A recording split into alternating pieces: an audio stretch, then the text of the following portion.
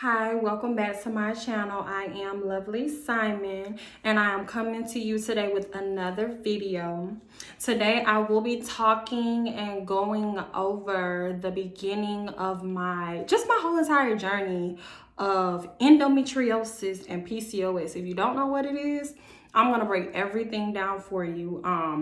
PCOS is polycystic ovarian syndrome, and then endometriosis is something completely separate. But they both attack the womb. They both cause you to be to have infertility issues. So I'm going to get into that. But before I get into that journey, I'm going to read you a scripture. Hebrews 11:6. And without faith, it is impossible to please God, because anyone who comes to him must believe that he exists and that he rewards those who earnestly seek him.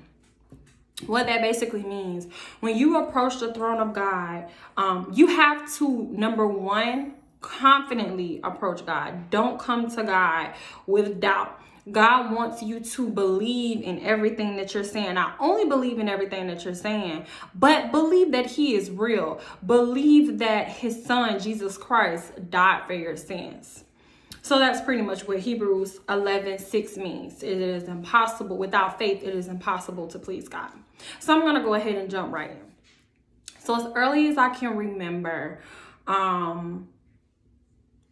during puberty, because I started my cycle in elementary school, I realized early on at a young age that I was weird. Let's just call it what it is. I was very weird. I stuck out like a sore thumb. So with endometriosis, it causes you to, so first let me read what endometriosis is, because I want to get that definition out first. Endometriosis is a disorder in which tissue that normally lines the uterus grows outside the uterus. With endometriosis, the tissue can be found on the ovaries, fallopian tubes, or the intestines. So basically what that means is you have the T-shaped uterus, right? There's the endometrium line. That tissue begins to grow outside of the uterus and attaches itself to your organs. That is not supposed to happen. So early on, when I was young, when I was a kid, I would be in excruciating pain. Mind you, I was born in the 90s, so doctors weren't really talking about endometriosis and PCOS. It was a rare white elephant. Like nobody had ever seen it, nobody had ever heard it. So I'm going through a sickness that nobody has a cure for, that nobody, they don't even identify the symptoms. They don't know what it is. They just count it as a cramps and just go on about your business. So I can remember in elementary school, whenever I would get my cycle, I would be in excruciating pain. I'm talking about a pain that will make you feel like you want to die. Yes, that kind of pain. And people would look at me crazy. I would literally be, now the bathrooms at elementary school was filthy. As we all know, you got little nasty kids walking around and peeing on the floor and stuff. So it was so bad to the point where I would have my face in the toilet throwing up. Yes, that's how bad it was. So not only that, I couldn't walk, I couldn't stand. It literally immobilizes you to the point where you can't even feel your legs. You have cold shivers and sweats. It's basically, endometriosis is having contractions without having a baby. That is the best way. And I don't care if no woman try to come on here and tell me that because I haven't had a baby, that I don't know what it feels like. I've been going through labor pains my whole entire life. Okay?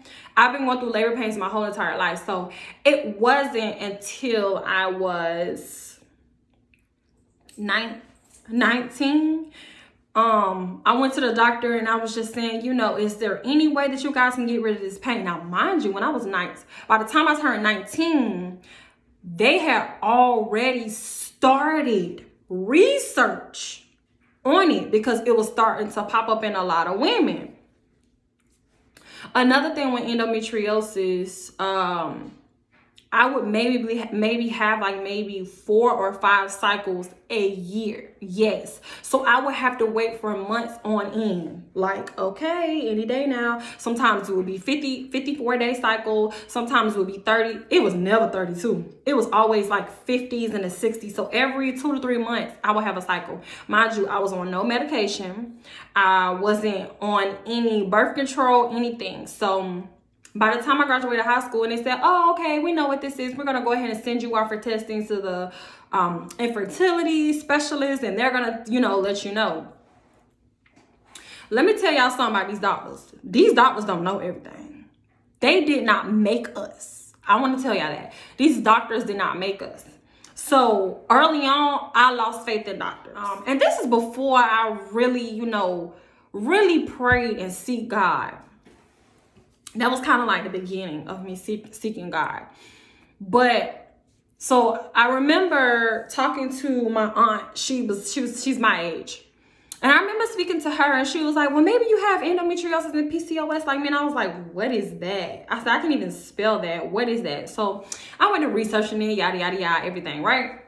So when they sent me to the doctor, I told the doctor, I said, well, it's a possibility that I have endometriosis and PCOS because I basically fit into that category. She said no. She thought because she was a doctor and that she went to school for human beings, she thought that she knew what was going on with me. Let me show y'all how God can make doctors look crazy. So the next time I came back, she was like, we're just going to do your blood work and everything, yada, yada, yada, and then everything will be fine. I don't think you have that. I was like, but can you test me for that to see? She was like, I don't really want to test you for that. So we'll just wait to see what your labs say when they come back. I said, okay, cool. She calls me back in. Labs come back. Your testosterone levels are through the roof. Your estrogen levels are through the roof. You may have endometriosis and PCOS. Didn't I just tell you that? Were you not listening to me when I just told you all the symptoms? Now, in the journey of this, women, I know the people that are going to come across this video and who deal with endometriosis and PCOS. The first thing they do is they give you a long list of things that you can't eat. Like, that mean I can't eat nothing. You can eat fruit, but you can't eat fruits that's too high in sugar. You can't eat no processed foods. You can't eat no fried foods. No, it's just a whole. Basically, you can't eat nothing. You can eat rice, but you only eat brown rice. You can eat bread, but it's only wheat bread or gluten free. Like it literally limits you from everything. But it taught me something. I'm gonna get there. So once that happened, I was sitting on to a whole nother place. Mind you, by the time I was, I want to say 21, 22, I had already seen like $7 to $8. And it was like nobody could help me. Until I finally went to Jacksonville Reproductive Center. It's across from the St. Vincent off of the south side. And they did everything and they said, okay, well, the only way to determine if you have endometriosis, we have to go actually inside. We have to cut you open and we have to see what you have because there's no other way to diagnose endometriosis. You actually just have to get in and see what's going on. I'm gonna get back to that. So the next time I had went to the doctor, you can imagine it was so overwhelming in my mind because by this time I was on birth control. I hadn't got to the metformin and the progesterone yet, but once I started taking the birth control, it was like, it made my cramps even worse when they told me that they were going to stop. They told me that it was going to stop my cramps. I was going to be fine. It was going to be normal. That was a lie. So I started taking the birth control. Never had a yeast infection in my life. I had yeast infections every single month while I'm taking this birth control. So I told the doctor, I said, I'm not taking it no more. They said, well, if you stop taking it, then your cramps are not. I said, my cramps already getting worse. They're not working. They're not, nothing you do is working, right? So then they said, okay, we're just trying to help you. I said, I'm telling you what's going on inside of my body, and you're not listening to me because you're too busy with your head so far up your behind because you got a degree. Listen to what your patient is telling you, because you're not God. You're not going to know every situation that come across you, right? So, I had to prove the doctors wrong. So you know what I did? I stopped taking the birth control. Do you know when I stopped taking the birth control, the yeast infection stopped? See, what they begin to find out why they're making us guinea pigs, because they don't really know what's going on. What happened was estrogen fuels endometriosis, right? If birth control has estrogen in it, what you think it's going to do to the endometriosis? It's making the endometriosis worse. So I'm telling the doctors that since I've been on birth control, these cramps have gotten worse and my periods are heavier. I've never had a heavy cycle. Never had a heavy cycle.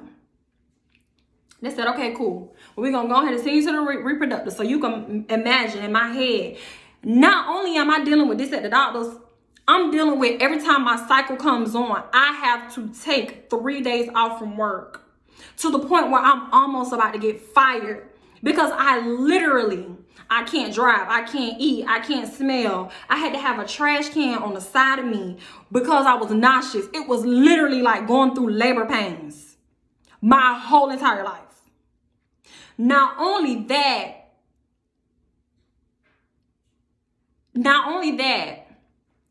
there were also times where I had to use the bathroom and throw up at the same time. That's torture. So I was not looking forward to my cycle coming. It was like I had been being tortured. And let me tell you what it feels like. It feels like something is opening up at the bottom of you and there's pressure on you. I'm just going to be real with y'all. And it's pressure on your butthole. And it feels like it's just a whole bunch of pressure that's pushing down there. But then one moment you would be okay and just be like, okay, I can breathe now. And then the contractions come back to back to back to back. And it's like, I'm going through this and I ain't even having no baby. So what's happening when I'm having a cycle? Because the tissues are not in place where they need to be and it's wrapped all around my organs and everything else, it's causing me to contract. Nothing is in place. Nothing is in order. And I'm going to get to what causes, and they don't want to talk about it in the real world, but spiritually, I'm going to tell you where endometriosis and PCOS come from. So they end up sending me to the reproductive center. I went there, talked to the doctor. She was cool. She was fine. She said, okay, I've treated patients before, yada, yada, yada. Set up your date. Cool. Set up my date. I end up getting the surgery. When they went in, they found more than what they thought. Not only did I have endometriosis, I had what was called a uterine septum. Let me look it up for you. So, a septum, it's called a septate uterus, which is known as a uterine septum. Is when a thin tissue membrane called a septum runs down the middle of your uterus and divides it into two separate parts. This condition occurs when, but that wasn't for me because I was young. This condition occurs when the baby is developing in the womb, making the most common abnormality related to the uterus in women. I was going through this and I didn't even have no baby. I didn't have a baby. Let me see if I can find some pictures. Oh, wait. So this is a normal uterus. Can y'all see that? Wait, yeah. So this is a normal uterus. This is a uterine septum. You see that white? It's a tissue that splits the uterus in half. What these people told me was, they said, when we went in, the septum was bigger than anything they had ever seen before. Normally, it's just a thin tissue. They said it was a thick wall of tissue, which explains why I was having so much pain. It was so much abnormality going on in my body that nobody could tell me unless they cut on me to do it.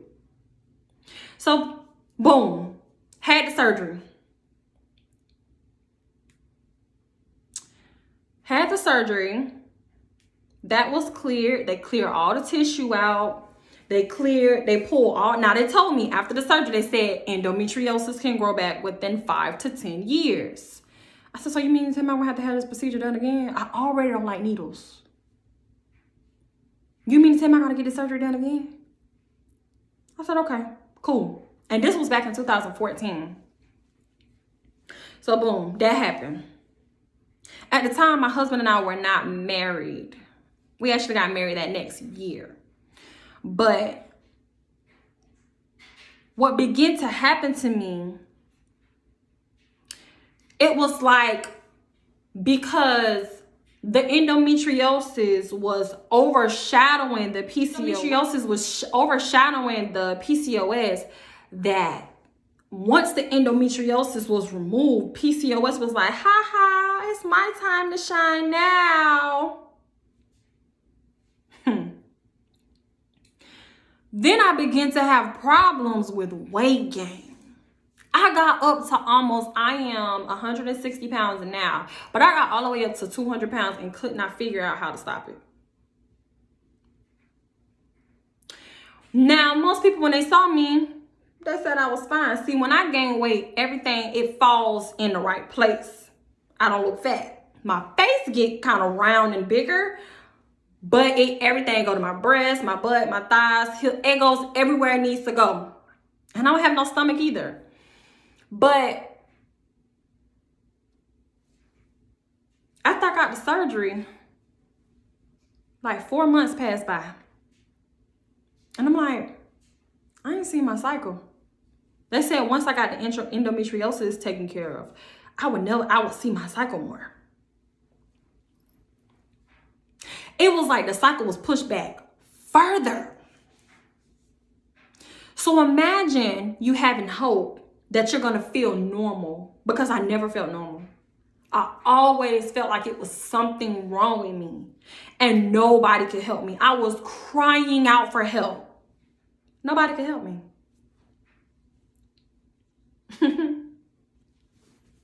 Then there's something called phantom pregnancies. Let me see if they got a definition for that, because I have my own definition. And I also got to tell you what polycystic ovarian syndrome is as well. A phantom pregnancy happens when a woman believes she's pregnant and has pregnancy symptoms but isn't pregnant. It's also called a false pregnancy or psychosis. People once also referred to it as a hysterical pregnancy or fake pregnancy. Imagine you're not seeing your cycle. Your body is growing. You got a line on your stomach. You throwing up. You sick. Now, I was in denial at first for a while.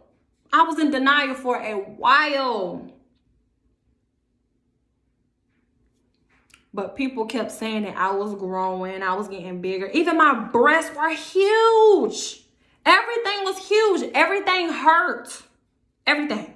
That lets you know how powerful the mind is if you can believe in something so much that your body actually starts to do it. I don't know about that law of attraction stuff, but you can believe in something so much that it begins to happen. And that wasn't the only time it happened to me. It happened to me like maybe close to 10 times where I would think that I was pregnant and it was a phantom pregnancy. I mean, 12 o'clock come, I'm throwing up like clockwork every day. Certain foods like barbecue type, bacon, processed food made me sick, made me nauseous. I'm going to the doctor. These doctors looking at me like I'm crazy. Like, you sure you okay? They doing blood work and everything, and I'm telling these people I'm pregnant. Y'all need to do something. Because I don't know what my body got going on. But then it's like soon as I get the blood test and my body finds out that it's not pregnant, the symptoms stop. I said, what kind of mind torture is this? What kind of mind torture is this? So I'm going to leave you guys right there at the edge because there's so much more to come. That was only that was the first year that I started dealing with stuff. I dealt with this for close to 10 years. So I'm going to leave y'all there. This is part 1 of endometriosis and PCOS. Before I go, I want to let you guys know what PCOS is in case you don't know. PCOS is a hormonal disorder causing enlarged ovaries with small cysts on the outer edges. The cause of polycystic ovarian syndrome isn't well understood, but may involve a combination of genetic and environmental factors. I still don't know. I know how it gets there though. And I'm gonna expose that. If you don't have answers and you've been going through this for a long time, the symptoms could be irregular cycles or no periods at all, difficulty getting pregnant because of irregular ovulation and failure to ovulate. Oh, that's a fun one. You have cycles, but you don't ovulate. So that basically means that time when the egg is released, when it's time for your cycle to come, normally it gets fertilized or it sheds, right?